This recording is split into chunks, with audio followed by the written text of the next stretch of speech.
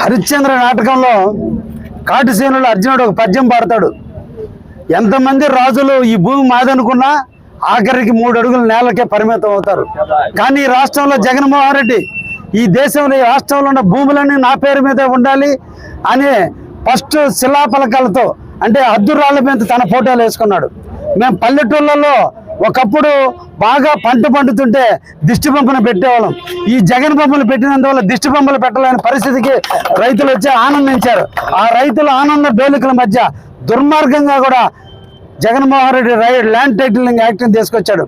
ఈ రాష్ట్రంలో చంద్రబాబు ముఖ్యమంత్రి అయిన వెంటనే ల్యాండ్ టైటిల్ యాక్ట్ని రద్దు చేస్తానని చెప్పిన ధర్మిల మొట్టమొదట శాసనసభ సమావేశాల్లో ల్యాండ్ టైటిల్ యాక్ట్ని రద్దు చేయడం జరిగింది. ఈ ల్యాండ్ టైటిలింగ్ యాక్ట్ వల్ల ఎవరో ఒక అధికారిని నియమిస్తారు. నీకేదైనా భూమికి సంబంధించినటువంటి సమస్యలు ఉంటే అధికారికి చెప్పుకోవాలి. అధికారి ఎవరో తెలియదు. జీవో ప్రకారం ఆయన దత్తపుత్రులు పెట్టుకోవచ్చు, ఆయన పార్టీ నాయకులను పెట్టుకోవచ్చు. అంటే మన జీవితాలు, మన తల్లిదండ్రులు ఇచ్చిన ఆస్తులు, మన ముత్తాతలు ఇచ్చిన ఆస్తులు, మనం కొనుక్కున్న ఆస్తులు జగన్ యొక్క బినామీదారుల చేతిలో ఉండబోతున్న తరుణంలో ఈ రాష్ట్ర ప్రజలందరూ చేదరించుకుని తెలుగుదేశాన్ని హక్కును చేర్చుకున్నారు. అందుకే మొన్న శాసనసభలో ఆ బిల్లును ప్రవేశపెట్టడం జరిగింది. అందరూ కూడా ఏకవాక్య తీర్మానంలో దాన్ని ఆమోదించడం జరిగింది. ఈ రోజున ఏ ఒక్క రైతు కూడా భయపడాల్సిన అవసరం లేదు. ఆస్తి మీది, హక్కు మీది, స్వాధీనం మీది, సంపద మీది.